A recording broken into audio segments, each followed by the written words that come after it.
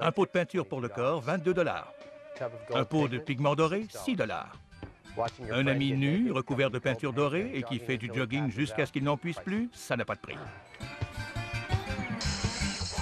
Dans quelques instants, les stupéfiants s'envoleront dans une montgolfière maison. Avant de te laisser partir, je vais faire les derniers ajustements. Peut-on échouer un test de dépistage de drogue après avoir mangé un bagel aux graines de pavot?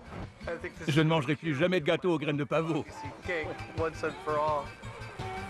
La peinture corporelle dorée tutelle. Tu n'as pas à être gêné.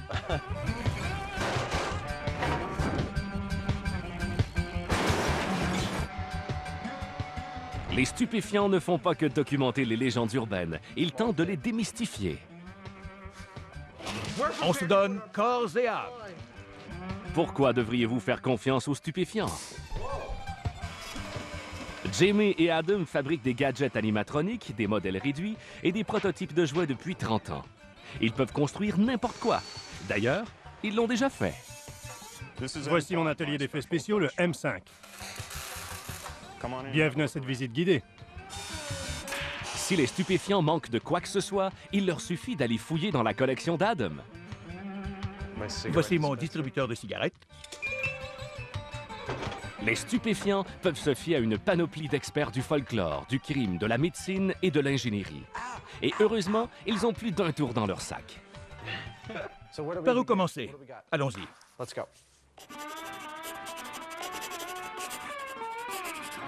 La légende de la montgolfière maison s'est propagée sur Internet il y a quelques années. En 1992, un homme aurait survolé l'aéroport de Los Angeles.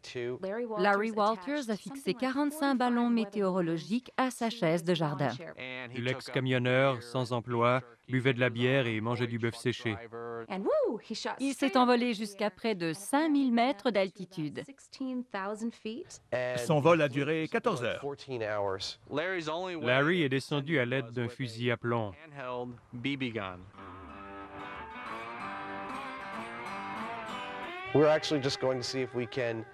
Nous allons tenter de nous envoler avec une chaise munie de 42 ballons et un fusil à plomb. Mais je crois qu'on va laisser tomber la bière et les sandwichs. Les stupéfiants vont fabriquer une montgolfière identique à celle de Larry Walters. Ensuite, ils veulent prouver qu'il suffit de crever les ballons à l'aide d'un fusil à plomb pour atterrir.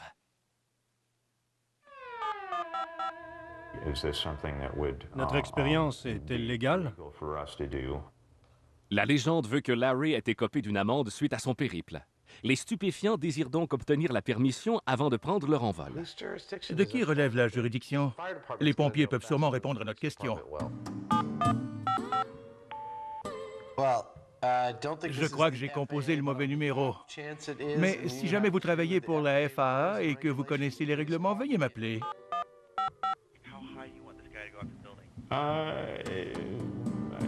Pas trop.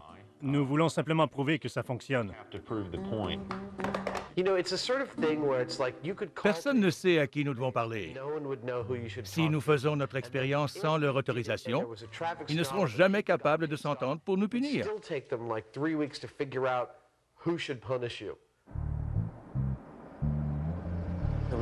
Il faut trouver une chaise de jardin. Est-ce qu'il y a des décharges qui se spécialisent là-dedans?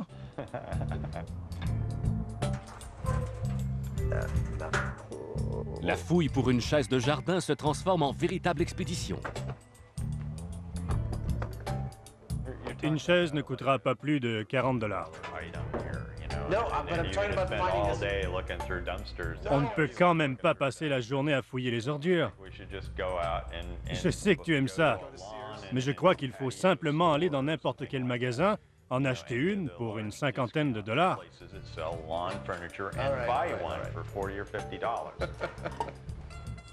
Quelle belle patte de table. Les responsables chez Sears ont refusé de nous laisser entrer avec nos caméras. Malheureusement, la chaise de Larry n'existe plus. Mais nous avons trouvé celle-ci. Elle est faite d'aluminium robuste et me semble plutôt confortable.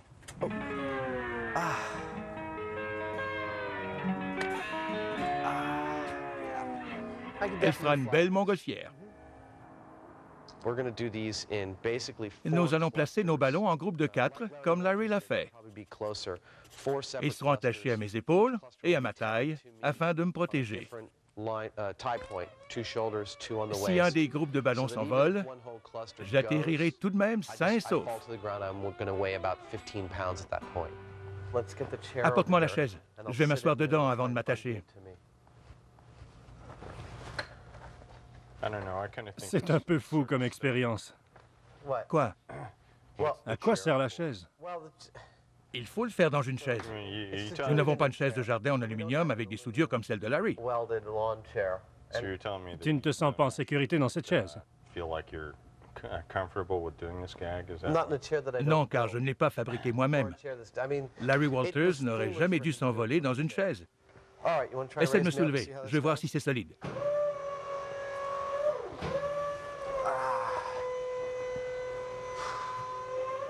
C'est très inconfortable. Regardons les photos.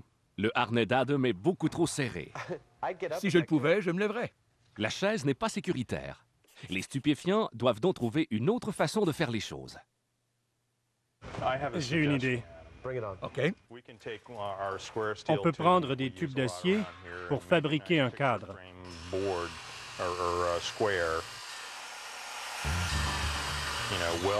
On va les souder ensemble pour ne pas que tu les écrases. On servira de 4 boulons pour t'ancrer bien comme il faut. C'est une excellente idée. Je suis entièrement d'accord.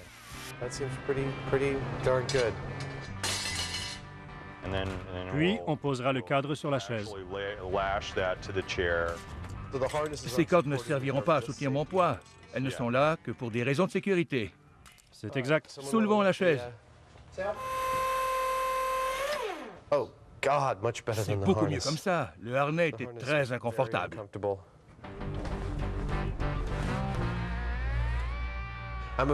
Je vais commander les ballons. Il nous en faut 42, en plus de quelques ballons de rechange, au cas où certains d'entre eux seraient en mauvais état.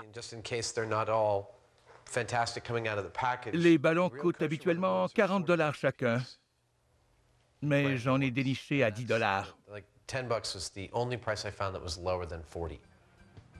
Le mythe veut que Larry se soit procuré ses ballons dans un magasin de surplus.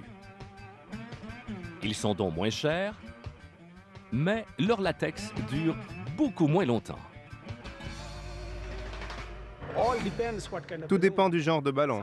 Certains d'entre eux durent 1 ou 2 ans, d'autres 6 ans. Adam prend un énorme risque. Ces ballons ont 20 ans. Ils sont beaucoup plus minces que prévu. Yeah, I'd like to get a price quote on some helium. Okay. Like 42. Yeah, 42 of those? Yeah. To raise? Yeah. Oh, Lord. Okay, well, I can get you...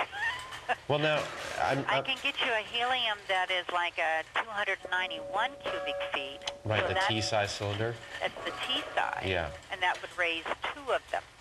Good Lord. I know. And you're going to order how many? Probably 5 tanks. 5 tanks? 5 bouteilles. Mais la dame vient de nous dire qu'une seule bouteille ne gonflerait que 2 ballons.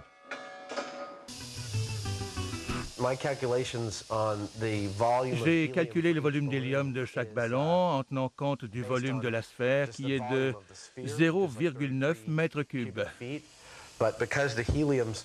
Mais puisque l'hélium est sous pression, soit de 3 à 5 atmosphères, il nous en faudra un peu plus que la normale.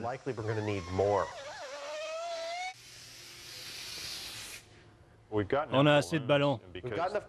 Oui, on a assez de ballons, mais pas assez d'hélium. En fait, il nous en faut le double. Mais on en a déjà pour 700 $. Il m'en faut encore pour près de 1000 $.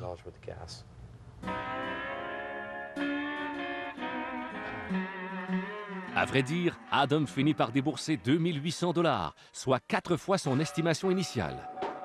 On a assez d'hélium pour tous les ballons. Oui.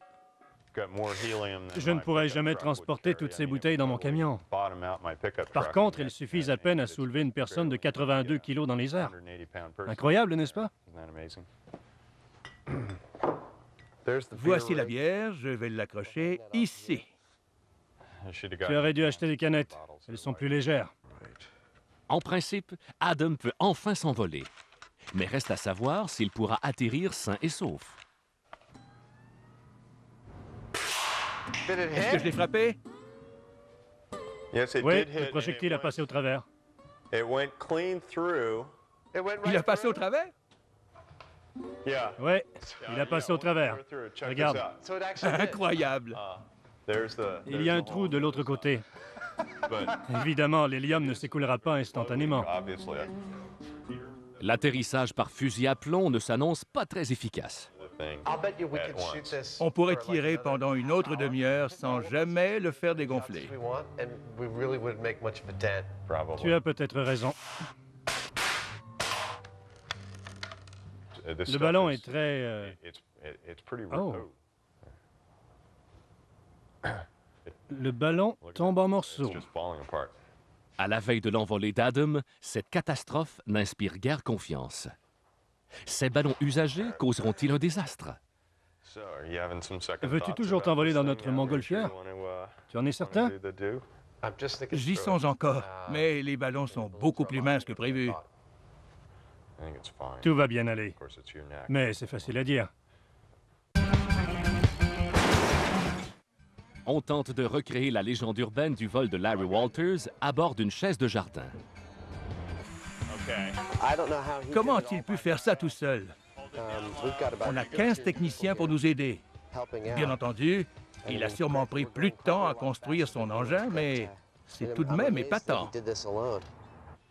Larry a bénéficié de l'aide et du soutien de Carol, sa petite amie. Elle a consacré toutes ses économies et ses cartes de crédit à cette affaire, en plus de l'aider à gonfler ses ballons. Mark Barry prétend connaître toute la vérité sur cette légende. Nous sommes à San Pedro, en Californie. Larry a pris son envol ici, de cette pelouse, le 2 juillet 1982.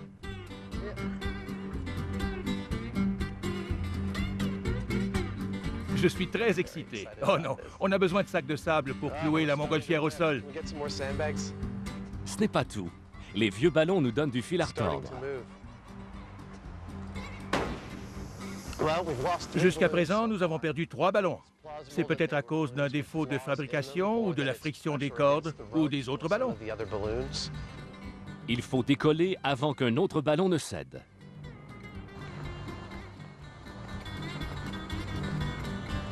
Mets ta combinaison. Il faut monter tout de suite, sinon il ne restera plus d'hélium. En fait, je crois que l'on a utilisé tout l'hélium dans la région. Il faut que ça fonctionne. Nous allons préparer la chaise. Vous devez tous la tenir pendant qu'Adam y prend place. Ensuite, 6 d'entre nous ajusteront les cordes.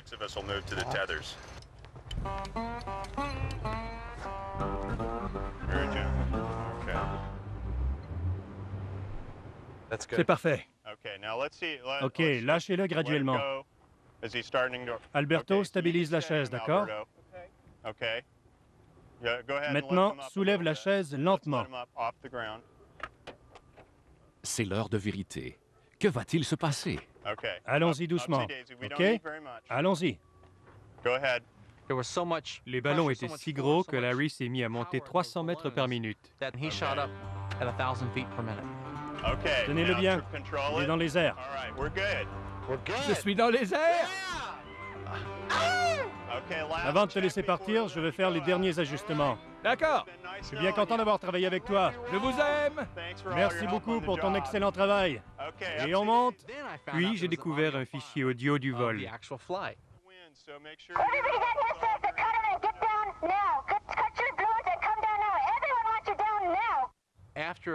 Grâce à cet enregistrement, les sceptiques ont changé d'avis. Adam, je vais couper les cordes qui te lient au véhicule. Nous ne te laisserons pas partir. Cette idée me fait peur.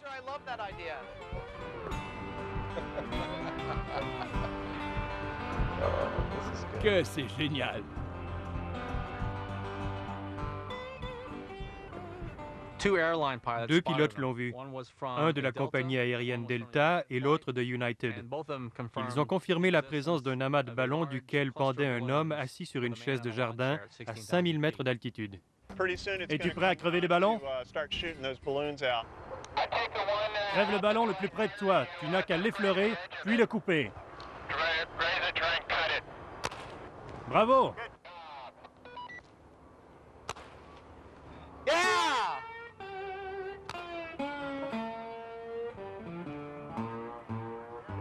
Et voilà! La rumeur veut qu'un hélicoptère ait sauvé Larry, mais c'est faux. Il a atterri ici, dans les fils électriques. Le quartier de Long Beach s'est retrouvé sans électricité puisqu'il a fallu couper le courant pour le sortir de là. Un autre et c'est terminé.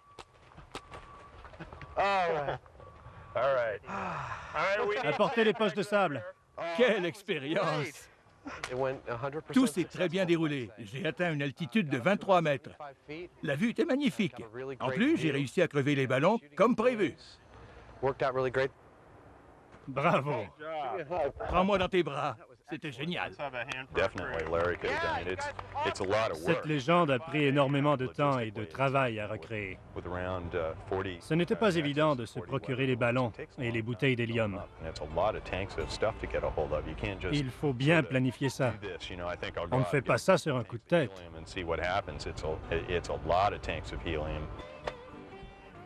La FAA a refusé de participer à une entrevue.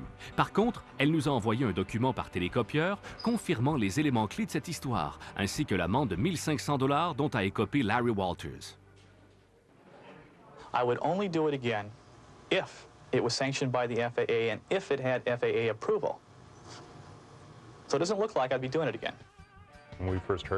J'aimerais bien rencontrer Larry Walters et lui serrer la main.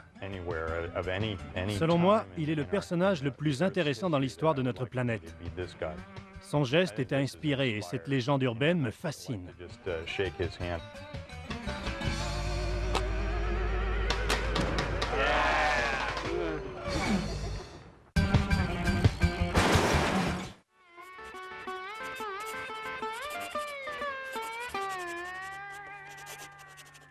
De quelle légende s'agit-il? Le test de dépistage des graines de pavot. Ce n'est même pas une histoire, c'est plutôt un fait anodin qui n'a jamais été prouvé. La légende veut que si l'on mange des bagels ou du gâteau aux graines de pavot, on risque d'échouer un test de dépistage de drogue. La moitié des gens croient cette histoire et l'autre non. Ils aimeraient tous connaître la réponse. Qu'avons-nous besoin pour démystifier cette légende? Des bagels? Du gâteau? Des contenants d'urine et des tests de dépistage de drogue. C'est tout. Les tests de dépistage de drogue sont de plus en plus fréquents. Je déplore le système, mais je veux que les gens qui ont ma vie entre leurs mains ne soient pas drogués. Nous allons manger des graines de pavot. Tu t'occupes des bagels et moi du gâteau. On ne peut pas manger autre chose jusqu'à ce qu'on ait passé le test. Il va falloir boire beaucoup d'eau puisque nous devons chacun fournir une demi-douzaine d'échantillons d'urine. On prélèvera le premier échantillon 1 heure après avoir mangé, puis 2 heures, 4 heures et 8 heures après avoir mangé, et enfin demain matin. L'un d'entre nous devrait manger plus que l'autre. On pèse à peu près le même poids? Oui, on pèse tous les deux environ 82 kilos. Les stupéfiants ont acheté 10 tests de dépistage de drogue sur le web pour la modique somme de 16,95 $. Il faut tout d'abord prélever un échantillon de contrôle de notre urine. Dépêche-toi! L'échantillon de contrôle permettra d'assurer que les graines de pavot J'espère être capable d'uriner. sont les seuls responsables d'un résultat positif.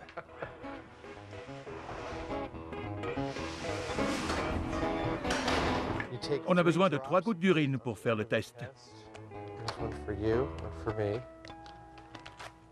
Génial, le compte-gouttes est inclus. Génial. Si les résultats sont négatifs, il y aura 2 lignes rouges. Une dans la zone de contrôle, l'autre dans la zone de test.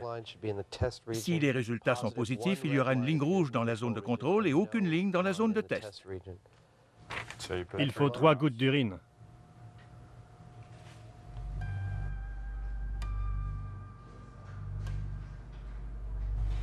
Les résultats devraient être négatifs. Les tests de dépistage de drogue décèlent la présence d'acides aminés. Ils recherchent la présence de morphine et de codéine dans l'urine à l'aide d'anticorps spécifiques. On utilise ce genre de test pour détecter la présence d'héroïne, puisque celle-ci contient ces 2 substances. Devons-nous préserver nos échantillons? On n'a qu'à garder le test. Je crois qu'on peut jeter les échantillons d'urine. Nos résultats sont négatifs. Oui. Je ne prends plus de drogue depuis des semaines. Passons aux choses plus importantes. Face pour le gâteau, pile pour les bagels. Mais qui choisit pile et qui choisit face, dit pile ou face, lorsque le sou sera dans les airs? Pile. Je mange le gâteau. D'accord? J'adore le gâteau aux graines de pavot, j'en raffole.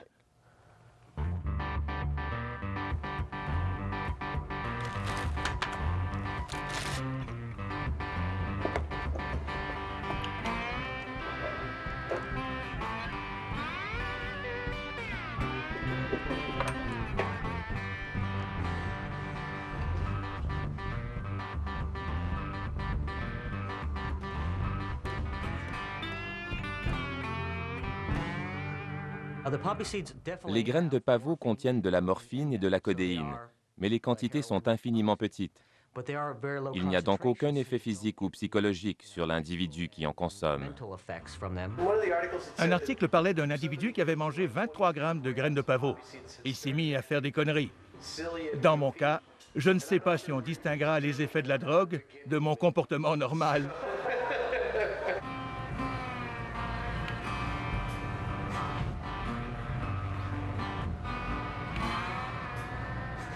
Je ne mangerai plus jamais de gâteau aux graines de pavot.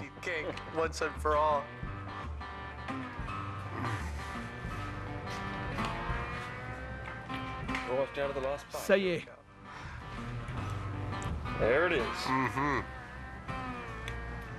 Mon Dieu. Ton gâteau avait l'air bien meilleur que mes bagels. Je viens d'ingurgiter 2600 calories. Ah, je n'en peux plus. Tu dois tout manger, mon vieux. Génial, un vrai animal. Impossible de te maîtriser. Vas-y le premier. Les stupéfiants mangent des graines de pavot depuis 1 heure.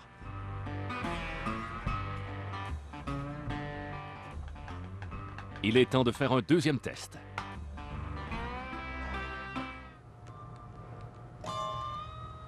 Je pense que ce test est positif.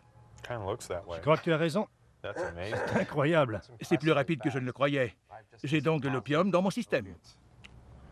Oh oh, personne ne s'attendait à cela. Voyons voir combien de temps ça va durer. Je me sens tout drôle. Jamais j'aurais cru que mon corps assimilerait la drogue aussi rapidement. Moi non plus.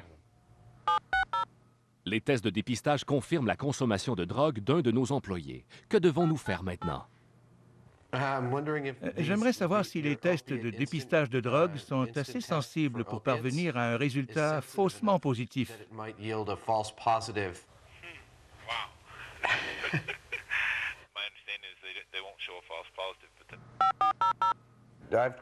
Vous êtes la 5e personne à qui je parle et vous êtes le premier qui croit à la possibilité d'un résultat faussement positif suite à la consommation de graines de pavot.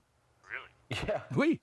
Un individu n'ayant consommé aucune drogue et qui obtient un résultat positif est un faux positif.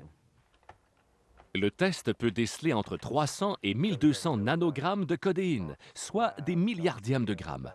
À ce niveau, impossible de faire la différence entre la consommation d'héroïne et de graines de pavot. Une étude a démontré que 50% des tests donnaient des résultats faussement positifs. C'est aussi efficace que de jouer à pile ou face. L'humiliation se poursuit. Je crois que j'ai enfin réussi. Oui, les graines de pavot ont enfin fait effet. Selon moi, ton test est positif. Bienvenue dans le monde des drogués. Génial. D'après les tests, nos 2 employés ont consommé de la drogue. Mieux vaut vérifier ces résultats.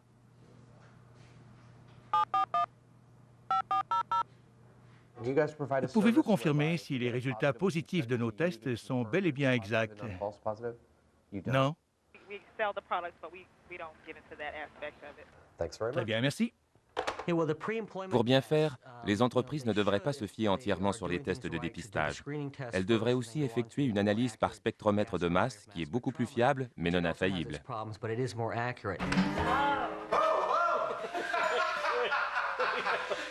Les stupéfiants ont fini de manger il y a maintenant 4 heures. On les a à l'œil.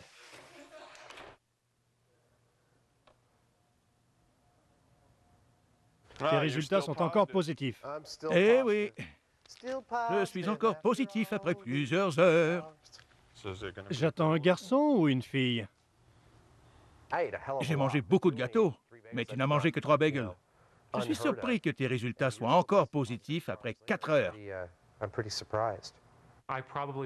Je n'y croyais pas jusqu'à ce que j'écrive un article sur le sujet.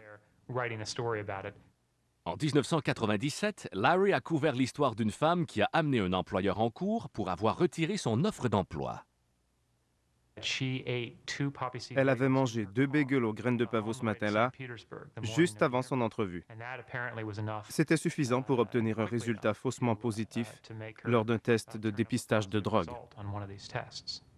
Les stupéfiants prennent la science très au sérieux. 8 heures se sont écoulées depuis le début de l'expérience. Voici une trompette bien spéciale. Bon.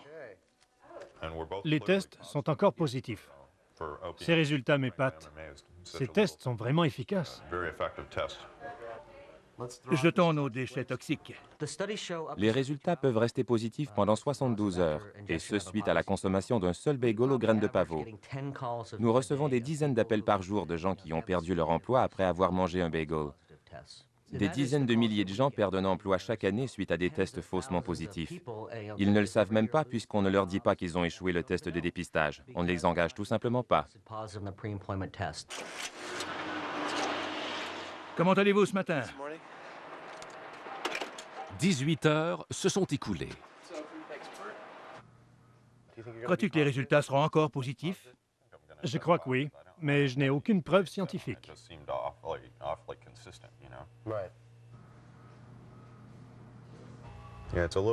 On peut dire qu'il y a encore une trace d'opium dans mon système. On voit une ligne rouge, mais elle n'est pas très foncée. Je crois que les instructions précisent qu'une ligne rouge, peu importe sa nuance, indique un résultat négatif. Ah bon? Mais on ne connaît pas les limites du test. Qu'en penses-tu? Cette légende est-elle vraie ou fausse? Je crois qu'elle est vraie. Nous avons mangé une quantité ordinaire de produits à base de graines de pavot. Les résultats sont restés positifs pendant plusieurs heures. Les gens croient qu'il s'agit d'une légende puisque l'industrie du dépistage de drogue tente de minimiser son importance. Qui aurait pensé qu'on pouvait se faire arrêter ou perdre son emploi à cause d'un bagel aux graines de pavot? Après tout, c'est un petit déjeuner bien ordinaire.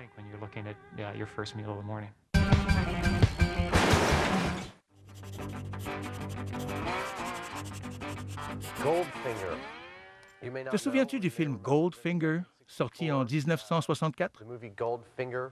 Shirley Eaton jouait le rôle de la secrétaire. Du maléfique Goldfinger. Elle a trahi son patron, et ce dernier l'aurait tué en enduisant son corps de peinture dorée. La légende veut que la peinture dorée empêche la peau de respirer, ce qui entraînerait la mort. Mais si on ne peinture pas le bas de notre dos, on peut s'en sortir. Pour tester ce mythe, Jamie va courir pendant 10 minutes sur un tapis roulant pendant que nous mesurons ses signes vitaux. Ensuite, nous allons l'enduire de peinture dorée. Il remontera sur le tapis roulant où nous mesurerons à nouveau ses signes vitaux. Quelle sorte de peinture devons-nous utiliser? On ne peut pas utiliser de la peinture à l'huile ou de la peinture émail. Et oublions la peinture aérosol. Ce serait amusant. Sûrement. Mais la peinture ne serait pas assez flexible. Je crois qu'il faut utiliser de la peinture latex. On peut créer la couleur dorée nous-mêmes. Certaines gens le font parfois pour aller dans des soirées. Ils font comme s'ils portaient des vêtements.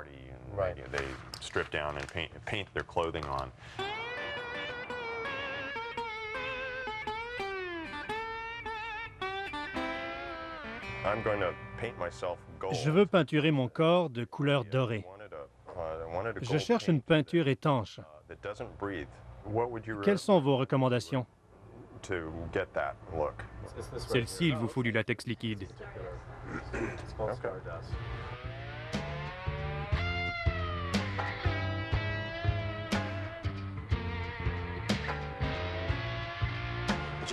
Vous devez raser votre corps et y enduire 2 couches de latex. Tu dois te raser tout le corps. Je le sais. Il va faire très chaud et vous allez suer énormément à cause de la quantité de peinture que vous utiliserez. Il est important de bien vous hydrater et de boire beaucoup d'eau. Les gens vêtus de latex perdent conscience facilement.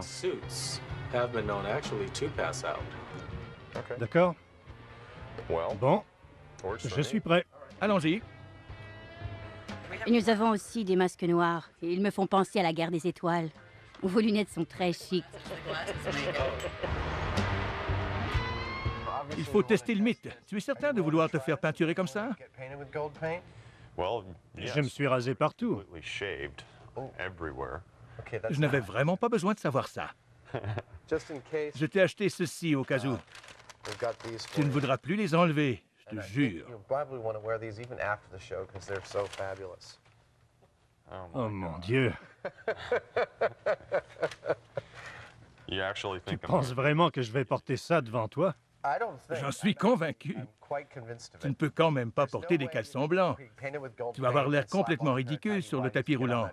Grâce à ces shorts, tu auras l'air un peu moins fou. Merci. Les gens pensent que peinturer leur corps peut causer la mort, puisque les anciens produits mis sur le marché contenaient souvent des substances toxiques. Le plomb était un ingrédient essentiel dans le maquillage des Élisabéthains. Ceux-ci mouraient empoisonnés, mais leur mort était lente et très douloureuse. Avant de vérifier, nous allons nous assurer que la peinture ne cause aucune réaction allergique. Il nous faut au moins 3 couches de peinture. Plus elles seront épaisses, plus la couleur sera foncée. Le vrai danger est d'attraper un coup de chaleur. Pendant les carnavals, plusieurs gens s'évanouissent à cause de leur peinture corporelle. Ah bon? Nous allons donc surveiller étroitement ta température. C'est la seule chose qui m'inquiète. Je ne pense pas mourir.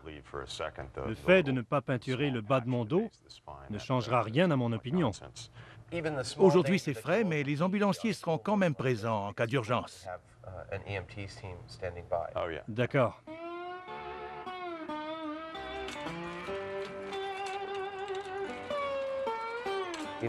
Il y a 2 façons de surveiller ta température corporelle. Avec un thermomètre auriculaire ou un thermomètre rectal. Prenez une grande respiration. Laquelle préfères-tu? L'oreille, bien entendu. Surtout si je suis en train de courir sur un tapis roulant. Tu as raison.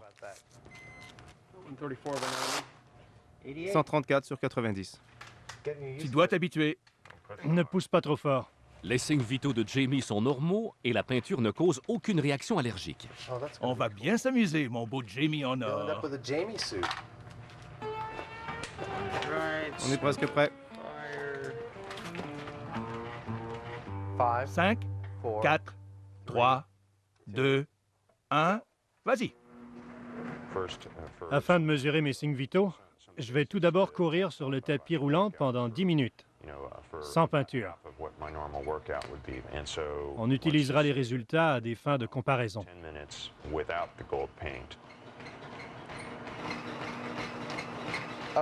Fréquence cardiaque, 136 battements par minute. Sa température, On va mesurer ma température. Toutes les variables importantes, quoi.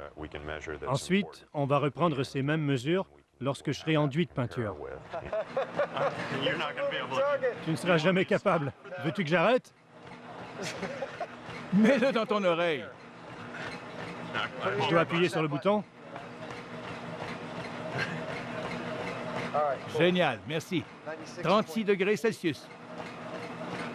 Le corps réagit à la chaleur en suant et en évacuant la chaleur par ses vaisseaux sanguins.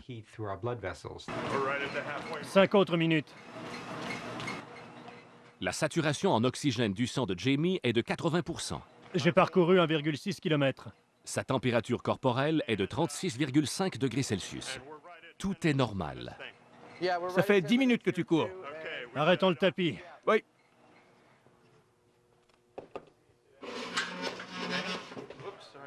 Crois-tu que la peinture aura un effet négatif? Non, pas du tout.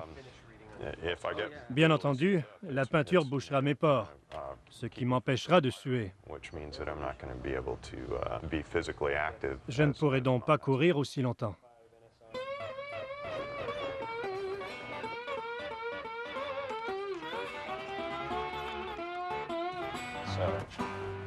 Commence par mettre tes shorts.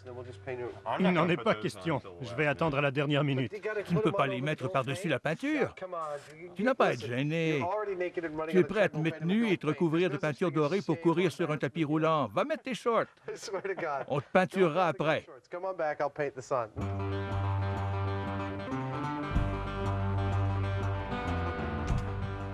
J'ai acheté des pinceaux spéciaux pour l'intérieur de tes oreilles. La fresque humaine.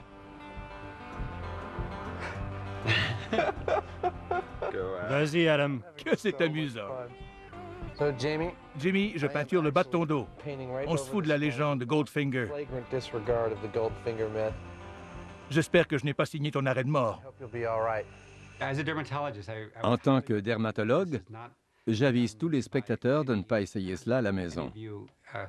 Il y a un risque de coup de chaleur, un syndrome pouvant causer la mort. Génial! Ces shorts font du bruit quand je marche.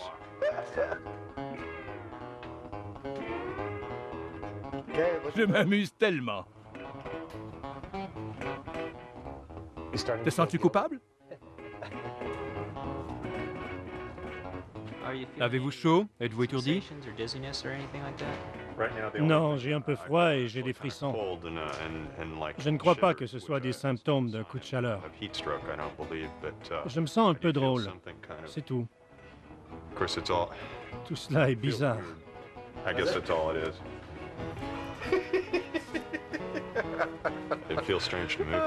La peinture est en train de sécher. Mais à part cela, j'ai juste un peu froid. Bon, fais attention en bougeant, hein? C'est l'heure d'un autre examen médical. La saturation en oxygène du sang de Jimmy est à 100%. Il est bel et bien vivant. Donc, le mythe est faux. Du moins, on le croit. La peau absorbe très peu d'oxygène et elle dégage très peu de dioxyde de carbone. Donc, peu importe si la peau peut respirer, ça ne changera rien.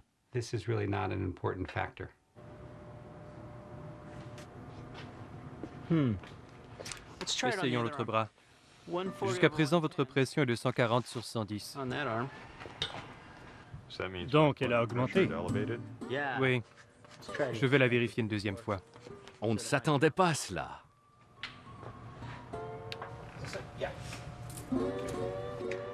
Aucun changement. 140 sur 110. 140 sur 110?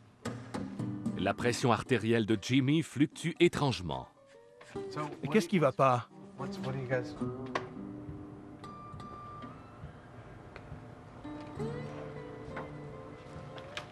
Ça vous inquiète? Oui. Quels sont les risques? Le deuxième chiffre est à 108, nos résultats se ressemblent. OK. À vrai dire, c'est très bizarre.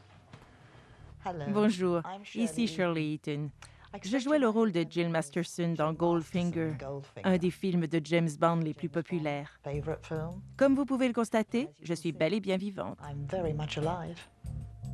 Shirley a survécu. Donc, que se passe-t-il?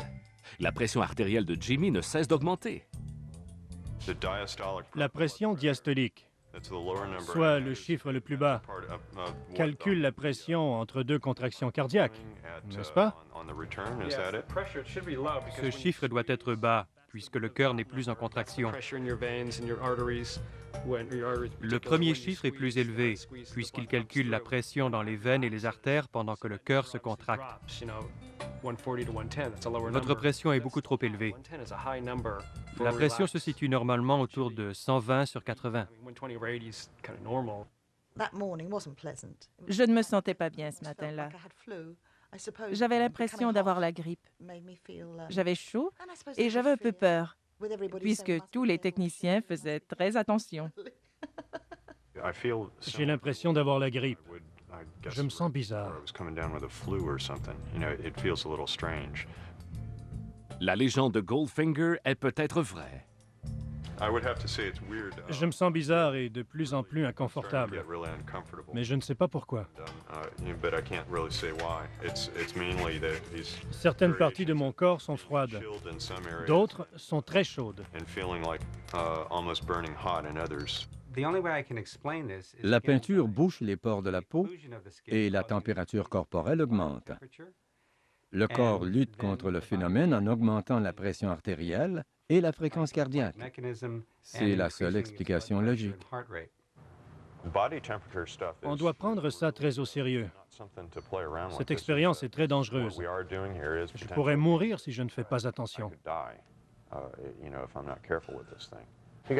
Jimmy devait courir sur le tapis roulant pendant 10 minutes. Je suppose que ce ne serait pas une bonne idée.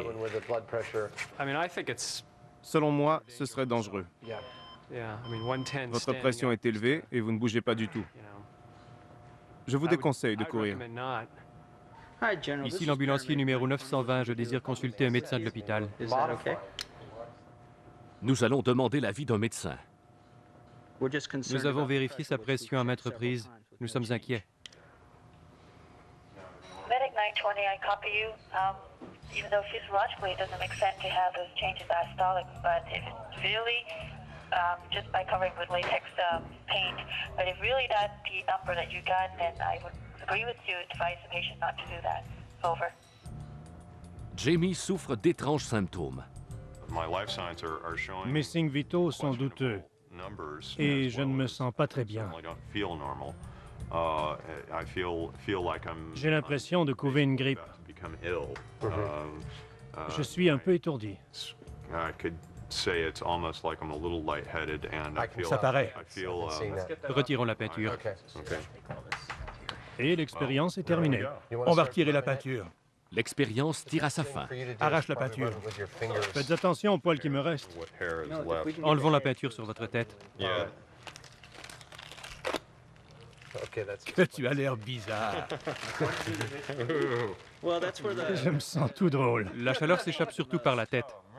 Oh mon Dieu. Excusez-moi, est-ce que je vous fais mal? Pas du tout, mais j'ai l'impression qu'on me dépouille. Ce fut un véritable cauchemar. On est mieux de dépouiller Jamie avant de le faire cuire. La maquilleuse et la costumière m'ont accompagnée dans la salle de bain et m'ont frotté avec des éponges et du savon. Ma peau était toute irritée. On croyait que la peinture n'aurait aucun effet, mais on avait tort. C'était très énervant. Vous avez raison. Est-ce que tu te sens mieux? Oui. Tout à l'heure, sa peau était très rouge, mais plus maintenant. Il était temps qu'il retire la peinture. Il est clair que la peinture de latex a fait fluctuer la pression artérielle de Jimmy. Mais impossible de trouver une explication logique.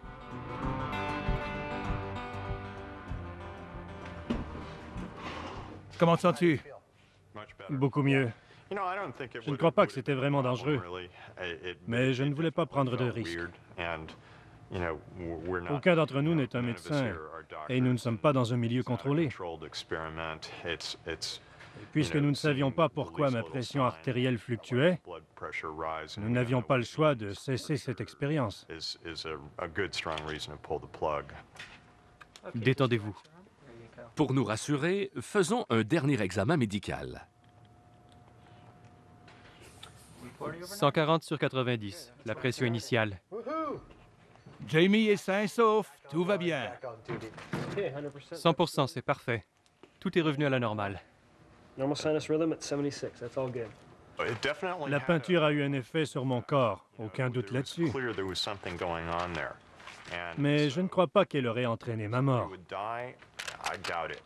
Je suis content de te voir en santé. Merci.